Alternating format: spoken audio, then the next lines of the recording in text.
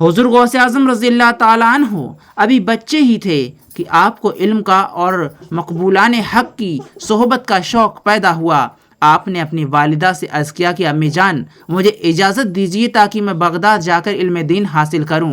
والدہ نے فرمایا بیٹا جاؤ، اجازت ہے۔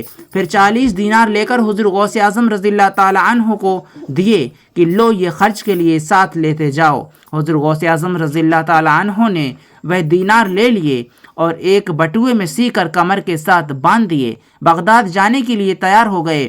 والدہ نے رخصت کرتے وقت ارشاد فرمایا کہ بیٹا ہمیشہ سچ بولنا اور جھوٹ سے ہمیشہ کنارہ کش رہنا۔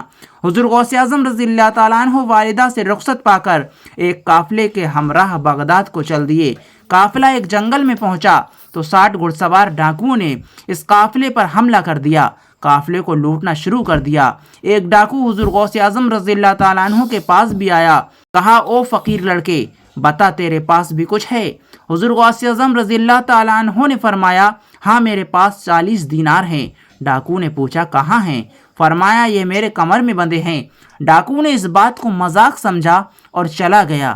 پھر دوسرا ڈاکو آیا اور اس نے بھی آپ سے یہی سوال کیا اور آپ نے اسے بھی یہی جواب دیا، وہ بھی مذاق سمجھ کر چلا گیا۔ پھر تیسرا ڈاکو آیا اور اس نے بھی یہی سوال کیا اور آپ نے اسے بھی یہی جواب دیا۔ اسی طرح بہت سے ڈاکوؤں نے آپ سے یہی سوال و جواب کیا تو آپ نے سبھی سے یہی فرمایا کہ ہاں میرے پاس 40 دینار ہیں۔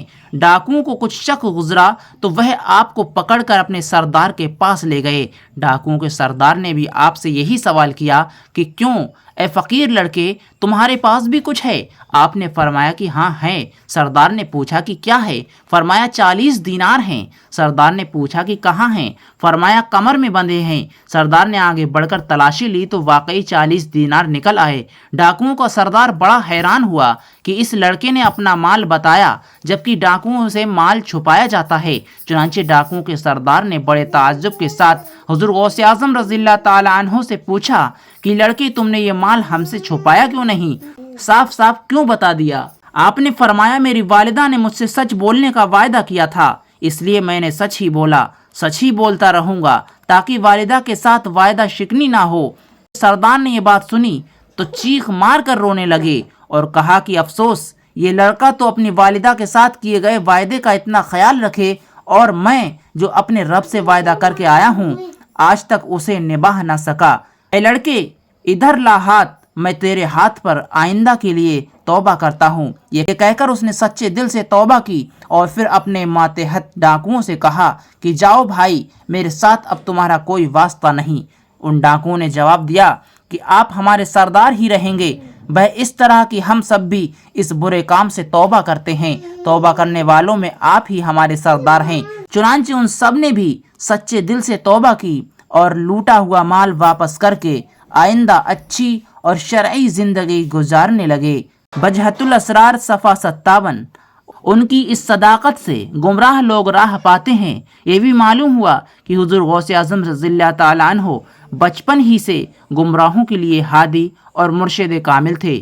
واقعہ آپ کو پسند آیا ہے تو اس ویڈیو کو لائک اور چینل کو سبسکرائب ضرور کریں گے۔ ایک مرتبہ حضور غوث اعظم رضی اللہ تعالیٰ عنہ وعظ فرما رہے تھے کہ اوپر ہوا میں ایک چیل چیخنے لگی، بار بار ایک ہی جگہ چکر لگانے لگی۔ حضور غوث اعظم رضی اللہ تعالیٰ عنہ نے اوپر دیکھا اور فرمایا اے ہوا اس چیل کا سر پکڑ لے۔ اتنا فرمایا ہی تھا کہ وہ چیل تڑپتی ہوئی نیچے آ گری اور سر اس کا دھڑ سے الگ جا گرا۔ پھر جب آپ وعظ فرما چکے تو اس مردہ چیل کے پاس تشریف لائے اور اس کا سر اور دھڑ پکڑ کر اکٹھا کیا اور فرمایا بسم اللہ الرحمن الرحیم۔ اتنا فرمانا ہی تھا کہ چیل زندہ ہو گئی اور ہوا میں اڑ گئی۔ اس واقعے کو سارے مجمع نے دیکھا۔